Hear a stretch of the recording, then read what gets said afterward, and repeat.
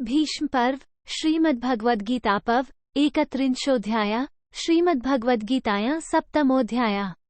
ज्ञान विज्ञान भगवान की व्यापकता, अन्य देवताओं की उपासना एवं को प्रभाव सहित न जानने वालों की निंदा और जानने वालों की महिमा का कथन।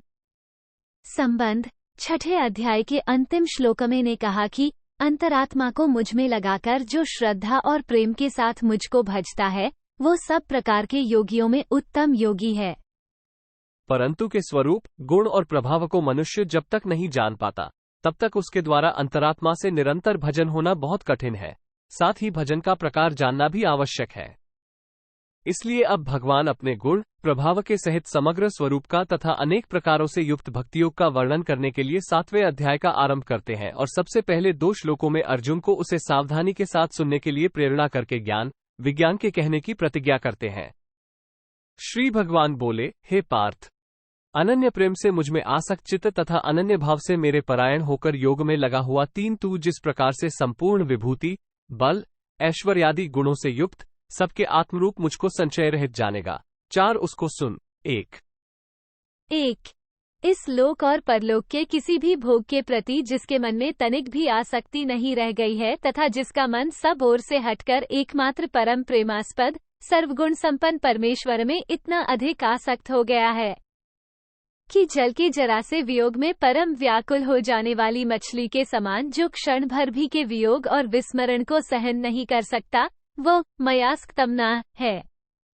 2 जो पुरुष संसार के संपूर्ण आश्रयों का त्याग करके समस्त आशाओं और भरोसों से मुंह मोड़कर एकमात्र पर ही निर्भर करता है और सर्वशक्तिमान को ही परम आश्रय तथा परम गति जानकर एकमात्र उन्हीं के भरोसे पर सदा के लिए निश्चिंत हो गया है, वो मदाश्रया है। 3 मन और बुद्धि को अचल भाव से में स्थिर करके नित्य निरंतर श्रद्धा प्रेम पूर्वक उनका चिंतन करना ही योग में लग जाना है। 4 भगवान नित्य हैं, सत्य हैं, सनातन हैं।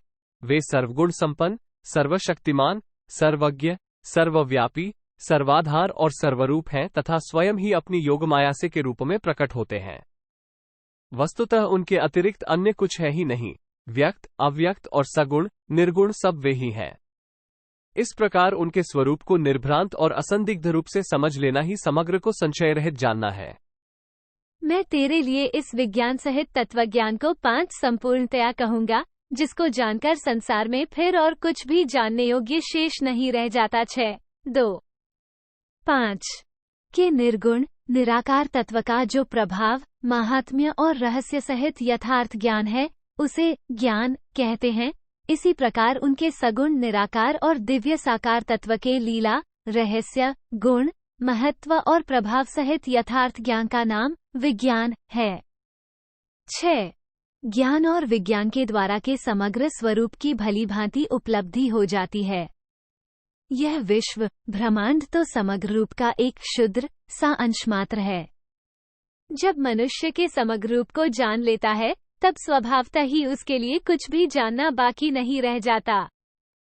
हजारों मनुष्यों में कोई एक मेरी प्राप्ति के लिए यत्न करता है, एक और उन यत्न करने वाले योगियों में भी कोई एक मेरे परायण होकर मुझको तत्व से अर्थात यथार्थ रूप से जानता है। 2 1 भगवत कृपा के फलस्वरूप मनुष्य शरीर प्राप्त होने पर भी जन्म जन्मांतर के संस्कारों से भोगों में अत्यंत आसक्ति और में श्रद्धा प्रेम का अभाव या कमी रहने के कारण अधिकांश मनुष्य तो इस मार्ग की ओर मुंह ही नहीं करते। जिसके पूर्व संस्कार शुभ होते हैं, भगवान महापुरुष और शास्त्रों में जिसकी कुछ श्रद्धा भक्ति होती है तथा पूर्व प्रणयों के पुंज से और भगवत कृपा से जिसको सत्पुरुषों का संग प्राप्त हो जाता है, हजारों मनुष्यों में से ऐसा कोई बिरला ही इस मार्ग में प्रवृत्त होकर प्रयत्न करता है। 2 चेष्टा के तारतम्य से सबका साधन एक सा नहीं होता। अहंकार, ममत्व, कामना, आसक्ति और संगदोष आदि के कारण नाना प्रकार के विघ्न भी आते ही रहते हैं।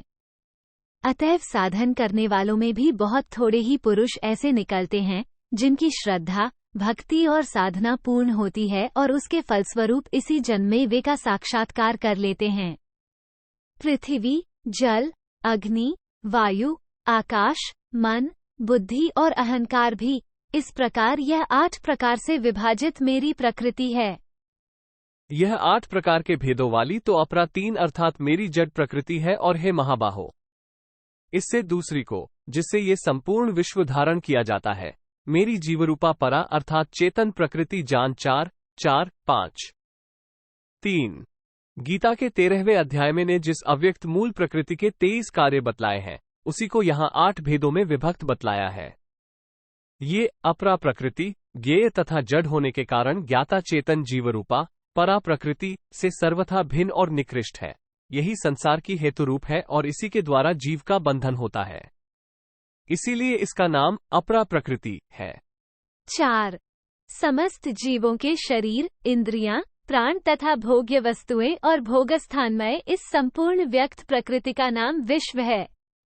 ऐसा ये रूप जड़ तत्व चेतन तत्व से व्याप्त है, अतः उसी ने इसे धारण कर रखा है।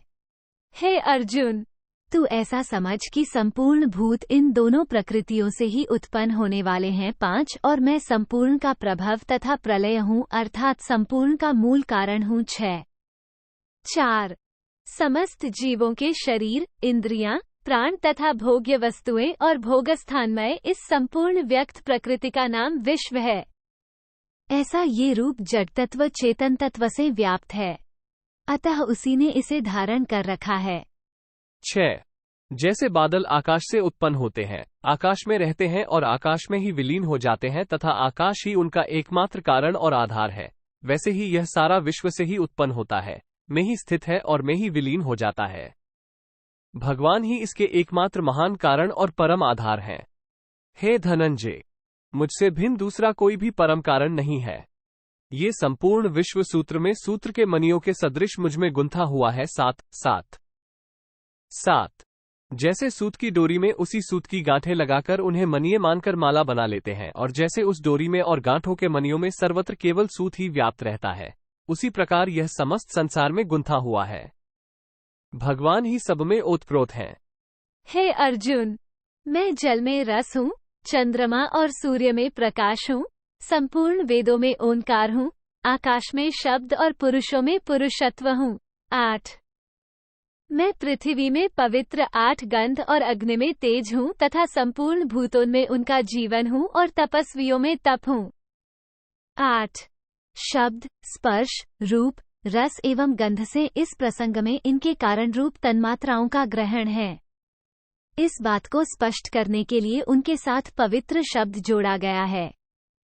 हे अर्जुन, तू संपूर्ण भूतों का सनातन बीज मुझको ही जान। 1। मैं बुद्धिमानों की बुद्धि और तपस्वियों का तेज हूँ। 2, 10।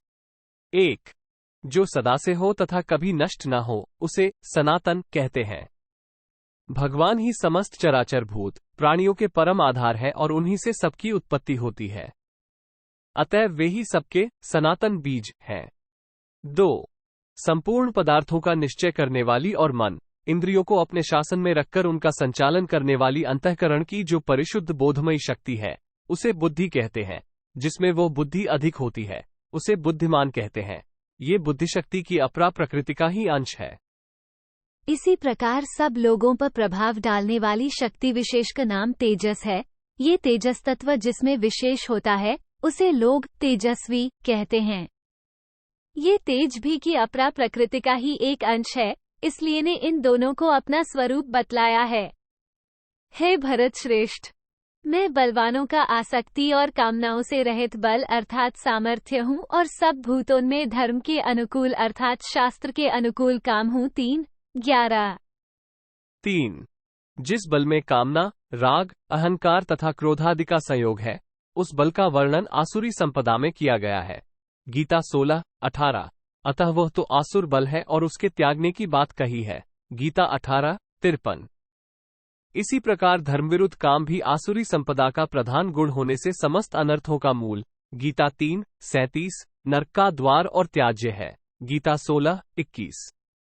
काम, रागयुक्त बल से और धर्म विरुद्ध काम से विलक्षण विशुद्ध बल और विशुद्ध काम ही का स्वरूप है। संबंध, इस प्रकार प्रधान वस्तुओं में सार रूप से अपनी व्यापकता बतलाते हुए ने प्रकारांतर से समस्त में अपनी सर्वव्यापकता और सर्वस्वरूपता सिद्ध कर दी। अब अपने को ही त्रिगुणमय का मूल कारण बतलाकर इस प्रसंग का उपसंहार करते हैं। और भी जो सत्वगुण से उत्पन्न होने वाले भाव हैं और जो रजोगुण से तथा तमोगुण से होने वाले भाव हैं, उन सबको तू मुझसे ही होने वाले हैं। 4 ऐसा जान, परंतु वास्तव में उनमें मैं और वे मुझ में नहीं हैं। 5, 12। 4 मन, बुद्धि, अहंकार, इंद्रिय, इंद्रियों के विषय, तन्मात्राएं, महाभूत और समस्त गुण, अवगुण तथा कर्म आदि जितने भी भाव हैं, सभी सात्विक, राजस और तामस भावों के अंतर्गत हैं। इन समस्त पदार्थों का विकास और विस्तार की अपरा प्रकृति से होता है और वह प्रकृति की है, अतः से भिन्न नहीं है। उन्हीं के लीला संकेत से प्रकृति के द्वारा सबका सृजन, विस्तार और उपसंहार होता रहता है। इस प्रकार जान लेना ही उन सबको से होने वाले समझना है। 5 जैसे आकाश में उत्पन्न होने वाले बादलों का कारण और आधार आकाश है, परंतु आकाश उनसे सर्वथा निर्लिप्त है। बादल आकाश में सदा नहीं रहते और अनित्य होने से वस्तुतः उनकी स्थिर सत्ता भी नहीं है, पर आकाश बादलों के न रहने पर भी सदा रहता है। जहां बादल नहीं है वहां भी आकाश तो है ही, वो बादलों के आश्रित नहीं है। वस्तुतः बादल भी आकाश से भिन्न नहीं है, उसी में उससे उत्पन्न होते हैं। अतएव यथार्थ में बादलों की भिन्न सत्ता न होने से आकाश किसी समय भी बादलों में नहीं है, वो तो सदा अपने आप में ही स्थित है। इसी प्रकार यद्यपि भगवान भी समस्त त्रिगुणमय भावों के कारण और आधार हैं, तथापि वास्तव में वे गुण में नहीं हैं और भगवान उनमें नहीं है। भगवान तो सर्वथा और सर्वदा गुणातीत हैं तथा नित्य अपने आप में ही स्थित हैं। संबंध ने ये दिखलाया कि समस्त विश्व मेरा ही स्वरूप है और मुझसे ही व्याप्त है। यहाँ ये जिज्ञासा होती है कि इस प्रकार सर्वत्र परिपूर्ण और अत्यंत समीप होने पर भी लोग को क्यों नहीं पहचानते। इस पर भगवान कहते हैं, गुणों के कार्यरूप सात्विक, राजस और तामस, इन तीनों प्रकार के भावों से ये सब संसार प्राणी समुदाय मोहित हो रहा है। इसीलिए इन तीनों गुणों से परे मुझ अविनाशी को नहीं जानता।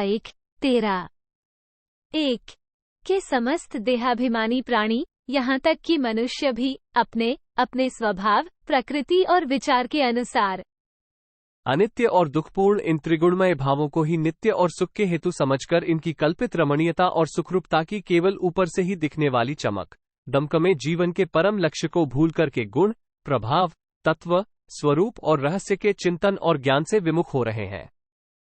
इस कारण उनकी विवेक दृष्टि इतनी स्थूल हो गई है कि वे विषयों के संग्रह करने और भोगने के सिवा जीवन का अन्य कोई कर्तव्य या लक्ष्य ही नहीं समझते। इसलिए वे इन सबसे सर्वथा अतीत अविनाशी परमात्मा को नहीं जान सकते, क्योंकि यह अलौकिक अर्थत्र अति अद्भुत त्रिगुणमयी मेरी माया बड़ी दुस्तर है। परंतु जो पुरुष केवल मुझको ही निरंतर भजते हैं, वे इस माया को उल्लंघन कर जाते हैं, अर्थात संसार से तर जाते हैं। 2 जो एकमात्र को ही अपना परम आश्रय, परम गति, परम प्रिय और परम प्राप्य मानते हैं तथा सब कुछ का या के ही लिए है, ऐसा समझकर जो शरीर, स्त्री, पुत्र, धन, ग्रह, कीर्ति आदि में ममत्व और आसक्ति का त्याग करके उन सबको की ही पूजा की सामग्री बनाकर तथा के रचे हुए विधान में सदा संतुष्ट रहकर की आज्ञा के पालन में तत्पर और के स्मरण प्रायण होकर अपने को सब प्रकार से निरंतर में ही लगाए रखते हैं, वे शरणागत भक्त माया से तरते हैं। संबंध ने माया की दुस्तरता दिखलाकर अपने भजन को उससे तरने का उपाय बतलाया। इस पर यह प्रश्न उठता है कि जब ऐसी बात है तब सब लोग निरंतर आपका भजन क्यों नहीं करते। इस पर भगवान कहते हैं, माया के द्वारा जिनका ज्ञान हरा जा चुका है, ऐसे आसुर स्वभाव को धारण किए हुए मनुष्यों में नीच दूषित कर्म करने वाले मूलोग मुझको नहीं भजते। 15 किंतु हे भरतवंशियों में श्रेष्ठ अर्जुन, उत्तम कर्म करने वाले अर्थार्थी 4, आर्त 5, जिज्ञासु 6 और ज्ञानी 7, ऐसे 4 प्रकार के भक्तजन मुझको भजते हैं। 16 3 जन्म जन्मांतर से शुभ कर्म करते करते जिनका स्वभाव सुधर कर शुभ कर्मशील बन गया है और पूर्व संस्कारों के बल से अथवा महत्संग के प्रभाव से जो इस जन्म में भी भगवदाज्ञानुसार शुभ कर्म ही करते हैं, उन शुभ कर्म करने वालों को स्वीकृति कहते हैं। 4 स्त्री, पुत्र, धन, मान, बड़ाई, प्रतिष्ठा और स्वर्ग, सुख आदि इस लोक और परलोक के भोगों में से जिसके मन में एक की या बहुतों की कामना है, परंतु कामना पूर्ति के लिए जो केवल पर ही निर्भर करता है, और इसके लिए जो श्रद्धा और विश्वास के साथ का भजन करता है वो अर्थार्थी भक्त है। सुग्रीव, विभीषणादि भक्त अर्थार्थी माने जाते हैं। इनमें प्रधानता से ध्रुव का नाम लिया जाता है। 5. जो शारीरिक या मानसिक संताप, विपत्ति, शत्रुभय, रोग, अपमान, चोर, डाकू और आतताइयों के अथवा हिंस्र जानवरों के आक्रमण आदि से घबराकर उनसे छूटने के लिए पूर्ण विश्वास के साथ हृदय की अडिग श्रद्धा से का भजन करता है, वह आर्त भक्त है। आर्त भक्तों में गजराज, जरासंध के बंदी राजागण आदि बहुत से माने जाते हैं, परंतु सती द्रौपदी का नाम मुख्यतया लिया जाता है। 6. धन, स्त्री, पुत्र, ग्रह आदि वस्तुओं की और रोग, संकट आदि की परवाह न करके एकमात्र परमात्मा को तत्व से जानने की इच्छा से ही जो एकनिष्ठ होकर की भक्ति करता है। गीता 14:26। उस कल्याणकामी भक्त को जिज्ञासु कहते हैं। जिज्ञासु भक्तों में परीक्षित आदि अनेकों के नाम हैं, परंतु उद्धव जी का नाम विशेष प्रसिद्ध है। 7. जो परमात्मा को प्राप्त कर चुके हैं, जिनकी दृष्टि में एक परमात्मा ही रह गए हैं, परमात्मा के अतिरिक्त और कुछ है ही नहीं, और इस प्रकार परमात्मा को प्राप्त कर लेने से जिनकी समस्त कामनाएं निःशेष रूप से समाप्त हो चुकी हैं, तथा ऐसी स्थिति में जो सहज भाव से ही परमात्मा का भजन करते हैं, वे ज्ञानी हैं। गीता 12:13-19। गीता के 9वें अध्याय के 13वें और 14वें श्लोकों में तथा 10वें अध्याय के 3 और 15वें अध्याय के 19वें श्लोक में जिनका वर्णन है, वे निष्काम अनन्य प्रेमी साधक भक्त भी ज्ञानी भक्तों के अंतर्गत हैं। ज्ञानियों में शुकदेव जी, सनकादि, नारद जी और भीष्म जी आदि प्रसिद्ध हैं। बालक प्रहलाद भी ज्ञानी भक्त माने जाते हैं।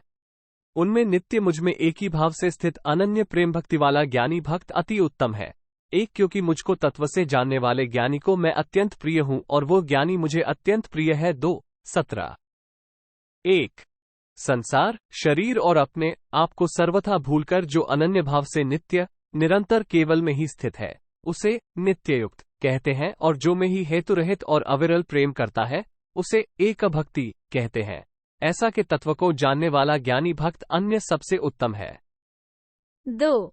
जिन्होंने इस लोक और परलोक के अत्यंत प्रिय, सुखप्रद तथा सांसारिक मनुष्यों की दृष्टि से दुर्लभ माने जाने वाले भोगों और सुखों की समस्त अभिलाषाओं का के लिए त्याग कर दिया है। उनकी दृष्टि में का कितना महत्व है और उनको भगवान कितने प्यारे हैं, दूसरे किसी के द्वारा इसकी कल्पना भी नहीं की जा सकती। इसीलिए भगवान कहते हैं कि ज्ञानी को मैं अत्यंत प्रिय हूँ, और जिनको भगवान अतिशय प्रिय हैं, वे को तो अतिशय प्रिय होंगे ही। संबंध ने ज्ञानी भक्त को सबसे श्रेष्ठ और अत्यंत प्रिय बतलाया। इस पर यह शंका हो सकती है कि क्या दूसरे भक्त श्रेष्ठ और प्रिय नहीं हैं? इस पर भगवान कहते हैं, ये सभी उदार हैं। 3. परंतु ज्ञानी तो साक्षात मेरा स्वरूप ही है। 4. ऐसा मेरा मत है, क्योंकि वह गत मन बुद्धि वाला ज्ञानी भक्त अति उत्तम गति स्वरूप मुझमें ही अच्छी प्रकार स्थित है। 18. 3. वे सब प्रकार के भक्त इस बात का भलीभांति निश्चय कर चुके हैं कि भगवान सर्वशक्तिमान है, सर्वज्ञ है, सर्वेश्वर है, परम दयालु है और परम सुहृद है। हमारी आशा और आकांक्षाओं की पूर्ति एकमात्र उन्हीं से हो सकती है। ऐसा मान और जानकर वे अन्य सब प्रकार के आश्रयों का त्याग करके अपने जीवन को के ही भजन, स्मरण, पूजन और सेवा आदि में लगाए रखते हैं। उनकी एक भी चेष्टा ऐसी नहीं होती जो कि विश्वास में जरा भी त्रुटि लाने वाली हो। इसलिए सबको उदार कहा गया है। 4. इस कथन से भगवान ये भाव दिखला रहे हैं कि ज्ञानी भक्त में और मुझ में कुछ भी अंतर नहीं है। भक्त है सो मैं हूँ और मैं हूँ सो भक्त है।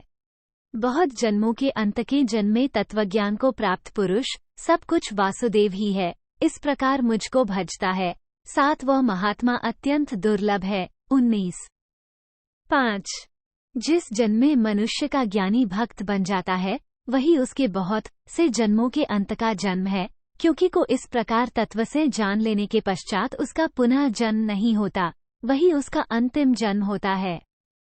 6. ने इसी अध्याय के दूसरे श्लोक में विज्ञान सहित जिस ज्ञान के जानने की प्रशंसा की थी, जिस प्रेमी भक्त ने उस विज्ञान सहित ज्ञान को प्राप्त कर लिया है, तथा तीसरे श्लोक में जिसके लिए कहा है कि कोई एक ही मुझे तत्व से जानता है, उसी के लिए यहाँ ज्ञानवान शब्द का प्रयोग हुआ है। इसीलिए 18वें श्लोक में ने उसको अपना स्वरूप बतलाया है। 7 संपूर्ण विश्व भगवान वासुदेव का ही स्वरूप है। वासुदेव के सिवा और कुछ है ही नहीं।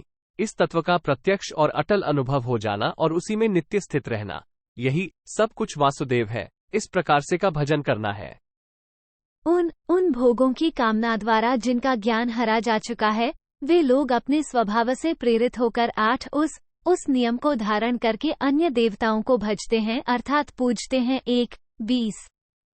1 सूर्य, चंद्रमा, अग्नि, इंद्र, मरुत, यमराज और वरुण आदि शास्त्रोक्त देवताओं को से भिन्न समझकर जिस देवता की जिस उद्देश्य से की जाने वाली उपासना में जप, ध्यान, पूजन, नमस्कार, न्यास, हवन, व्रत, उपवास आदि के जो भिन्न नियम हैं, उन नियमों को धारण करके बड़ी सावधानी के साथ उनका भलीभांति पालन करते हुए उन देवताओं की आराधना करना ही उस नियम को धारण करके अन्य देवताओं को भजना है।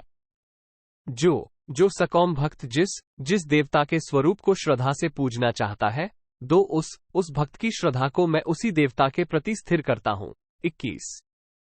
2 देवताओं की सत्ता में, उनके प्रभाव और गुणों में तथा पूजन प्रकार और उसके फल में पूरा विश्वास करके श्रद्धापूर्वक जिस देवता की जैसी मूर्ति का विधान हो, उसकी वैसे ही धातु, काष्ठ, मिट्टी, पाषाण आदि की मूर्ति या चित्रपट की विधि पूर्वक स्थापना करके अथवा मन के द्वारा मानसिक मूर्ति का निर्माण करके जिस मंत्र की जितनी संख्या के जपपूर्वक जिन सामग्रियों से जैसी पूजा का विधान हो, उसी मंत्र की उतनी ही संख्या जपकर उन्हीं सामग्रियों से उसी विधान से पूजा करना। देवताओं के निमित्त अग्नि में आहुति देकर यज्ञादि करना, उनका ध्यान करना, सूर्य, चंद्र, अग्नि आदि प्रत्यक्ष देवताओं का पूजन करना और इन सबको यथाविधि नमस्कार आदि करना, यही देवताओं के स्वरूप को श्रद्धा से पूजना है।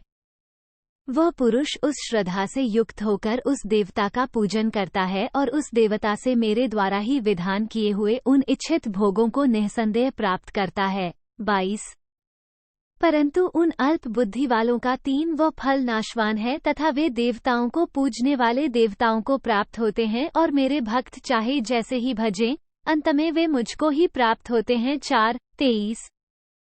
3 देवोपासक कामनाओं के वश में होकर अन्य देवताओं को से पृथक मानकर भोग वस्तुओं के लिए उनकी उपासना करते हैं, इसलिए उनको भक्तों की अपेक्षा निम्न श्रेणी के और अल्पबुद्धि कहा गया है। 4 के नित्य दिव्य परमधाम में निरंतर के समीप निवास करना अथवा अभेद भाव से में एकत्व को प्राप्त हो जाना, दोनों ही का नाम भगवत प्राप्ति है। संबंध जब भगवान इतने प्रेमी और दयासागर हैं कि किसी प्रकार से भी भजने वाले को अपने स्वरूप की प्राप्ति करा ही देते हैं, तो फिर सभी लोग उनको क्यों नहीं भजते, इस जिज्ञासा पर कहते हैं। बुद्धिहीन पुरुष मेरे अनुतम अविनाशी परम भाव को न जानते हुए 5 मन इंद्रियों से परे मुझ सच्चिदानंद घन परमात्मा को मनुष्य की भांति जनकर व्यक्ति भाव को प्राप्त हुआ मानते हैं। 6:24 5 अपनी अनंत दयालुता और शरणागत वत्सलता के कारण के प्राणियों को अपनी शरणागति का सहारा देने के लिए ही भगवान अपने अजन्मा, अविनाशी और महेश्वर स्वभाव तथा सामर्थ्य के सहित ही नाना स्वरूपों में प्रकट होते हैं और अपनी अलौकिक लीलाओं से के प्राणियों को परमानंद के महान सागर में निमग्न कर देते हैं। का यही नित्य, अनुतम और परम भाव है तथा इसको न समझना ही उनके अनुतम अविनाशी परम भाव को न जानना है। 6 के निर्गुण सगुण दोनों ही रूप नित्य और दिव्य हैं। मनुष्य आदि के रूप में उनका प्रादुर्भाव होना ही जन्म है और अंतर्धान हो जाना ही परमधाम गमन है। अन्य प्राणियों की भांति शरीर, संयोग, वियोग रूप जन्म मरण उनके नहीं होते। इस रहस्य को न समझने के कारण बुद्धिहीन मनुष्य समझते हैं कि जैसे अन्य सब प्राणी जन्म से पहले अव्यक्त थे, अर्थात उनकी कोई सत्ता नहीं थी, अब जन्म लेकर व्यक्त हुए हैं। इसी प्रकार यह श्री कृष्ण भी जन्म से पहले नहीं था, अब वसुदेव के घर में जन्म लेकर व्यक्त हुआ है। अन्य मनुष्यों में और इसमें अंतर ही क्या है, अर्थात कोई भेद नहीं है। यही बुद्धिहीन मनुष्य का को अव्यक्त से व्यक्त हुआ मानना है।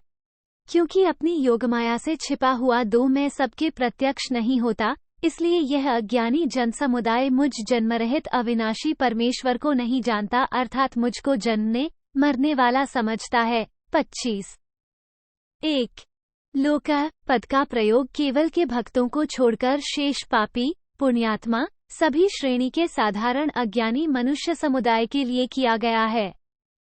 2.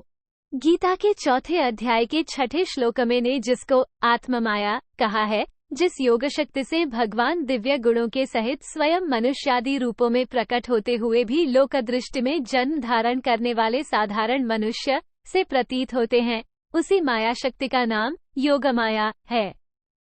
उससे वास्तव में भगवान आवृत नहीं होते, तथापि जैसे लोगों की दृष्टि बादलों से आवृत हो जाने के कारण ऐसा कहा जाता है कि सूर्य बादलों से ढका गया, उसी प्रकार यहाँ का अपने को योगमाया से छिपा रहना बताना है। हे अर्जुन, पूर्व में व्यतीत हुए और वर्तमान में स्थित तथा आगे होने वाले सब भूतों को मैं जानता हूँ। 3 परंतु मुझको कोई भी श्रद्धा भक्ति रहित पुरुष नहीं जानता। 26। 3. यहाँ भगवान ये कहते हैं कि देवता, मनुष्य, पशु और कीट पतंगादि जितने भी भूत चराचर प्राणी हैं, वे सब अब से पूर्व अनंत कल्पांतरों में कब किन योनियों में किस प्रकार उत्पन्न होकर कैसे रहे थे और उन्होंने क्या क्या किया था, तथा वर्तमान कल्प में कौन, कहाँ, किस योनि में किस प्रकार उत्पन्न होकर क्या कर रहे हैं और भविष्य कल्पों में कौन कहाँ किस प्रकार रहेंगे, इन सब बातों को मैं जानता हूँ। वास्तव में के लिए भूत, भविष्य और वर्तमान काल का भेद नहीं है। उनके अखंड ज्ञान स्वरूप में सभी कुछ सदा सर्वदा प्रत्यक्ष है। क्योंकि हे भरतवंशी अर्जुन, संसार में इच्छा और द्वेष से उत्पन्न सुख दुखादि द्वंद्वरूप मोह से 4 संपूर्ण प्राणी अत्यंत अज्ञता को प्राप्त हो रहे हैं। 27. 4. जिनको ने मनुष्य के कल्याण मार्ग में विघ्न डालने वाले शत्रु परिपंथी बतलाया है, गीता 3:34, और काम क्रोध के नाम से, गीता 3:37, जिनको पापों में हेतु तथा मनुष्य का वैरी कहा है, उन्हीं राग द्वेष का यहाँ इच्छा और द्वेष के नाम से वर्णन किया है। इन इच्छा द्वेष से जो हर्ष, शोक और सुख दुखादि द्वंद्व उत्पन्न होते हैं, वे इस जीव के अज्ञान को दृढ़ करने में कारण होते हैं। अतएव उन्हीं का नाम द्वंद्वरूप मोह है। परंतु निष्काम भाव से श्रेष्ठ कर्मों का आचरण करने वाले जिन पुरुषों का पाप नष्ट हो गया है, वे राग द्वेष जनित द्वंद्वरूप मोह से मुक्ता दृढ़निश्चयी भक्त मुझको सब प्रकार से भजते हैं। 5:28। 5. को ही सर्वव्यापी, सर्वाधार, सर्वशक्तिमान, सबके आत्मा और परम पुरुषोत्तम समझकर बुद्धि से उनके तत्व का निश्चय, मन से उनके गुण, प्रभाव, स्वरूप और लीला, रहस्य का चिंतन, वाणी से उनके नाम और गुणों का कीर्तन, सिर से उनको नमस्कार, हाथों से उनकी पूजा और दीन दुखी आदि के रूप में उनकी सेवा, नेत्रों से उनके विग्रह के दर्शन, चरणों से उनके मंदिर और तीर्थादि में जाना तथा अपनी समस्त वस्तुओं को निःशेष रूप से केवल उनके ही अर्पण करके सब प्रकार केवल उन्हीं का हो रहना, यही सब प्रकार से उनको भजना है। जो मेरे शरण होकर जरा और मरण से छूटने के लिए यत्न करते हैं, 6 वे पुरुष उस ब्रह्म को, संपूर्ण अध्यात्म को और संपूर्ण कर्म को जानते हैं। 29. 6. यहाँ भगवान ये कहते हैं कि जो संसार के सब विषयों के आश्रय को छोड़कर दृढ़ विश्वास के साथ एकमात्र मेरा ही आश्रय लेकर निरंतर मुझ में ही मन बुद्धि को लगाए रखते हैं, वे मेरे शरण होकर यत्न करने वाले हैं। एवं जो पुरुष अधिभूत और अधिदेव के सहित तथा अधियज्ञ के सहित सबके आत्मरूप मुझे अंतकाल में भी जानते हैं, वे युक्त चित्त वाले पुरुष मुझे जानते हैं, एक अर्थात प्राप्त हो जाते हैं। 30. 1. 29वें श्लोक में वर्णित ब्रह्म जीव समुदाय रूप, अध्यात्म का आदि संकल्प रूप, कर्म तथा उपर्युक्त जडवर्ग रूप, अधिभूत, हिरण्यगर्भ रूप, अधिदैव और अंतर्यामी रूप, अधियज्ञ, सब एक के ही स्वरूप हैं। यही का समग्र रूप है। अध्याय के आरंभ में ने इसी समग्र रूप को बतलाने की प्रतिज्ञा की थी। फिर 7वें श्लोक में मुझसे भिन्न दूसरा कोई भी परम कारण नहीं है। 12वें में सात्विक, राजस और ताम स्वभाव सब मुझसे ही होते हैं, और 19वें में सब कुछ वासुदेव ही है कहकर इसी समग्र का वर्णन किया है तथा यहाँ भी उपर्युक्त शब्दों से इसी का वर्णन करके अध्याय का उपसंहार किया गया है। इस समग्र को जान लेना अर्थात जैसे जल के परमाणु, भाप, बादल, धूम, जल और बर्फ सभी जल स्वरूप ही हैं, वैसे ही ब्रह्म, अध्यात्म, कर्म, अधिभूत, अधिदैव और अधियज्ञ सब कुछ वासुदेव ही है। इस प्रकार यथार्थ रूप से अनुभव कर लेना ही समग्र ब्रह्म को या को जानना है। इति श्रीमहाभारते भीष्मपर्वणि श्रीमद्भगवद्गीतापवणि श्रीमद्भगवद्गीतासूपनिषत्सु ब्रह्मविद्या योगशास्त्रे श्रीकृष्णार्जुन संवादे ज्ञानविज्ञानयोगो नाम सप्तमोऽध्यायः 7। भीष्मपर्वणि तु 31 31। इस प्रकार श्री महाभारत भीष्म पर्व के श्रीमद् भगवद्गीता पर्व के अंतर्गत ब्रह्म विद्या एवं योगशास्त्र रूप श्रीमद् भगवद्गीतोपनिषद श्री कृष्णार्जुन संवाद में ज्ञान विज्ञान योग नामक 7वां अध्याय पूरा हुआ। 7। भीष्म पर्व में 31वां अध्याय पूरा हुआ। 31।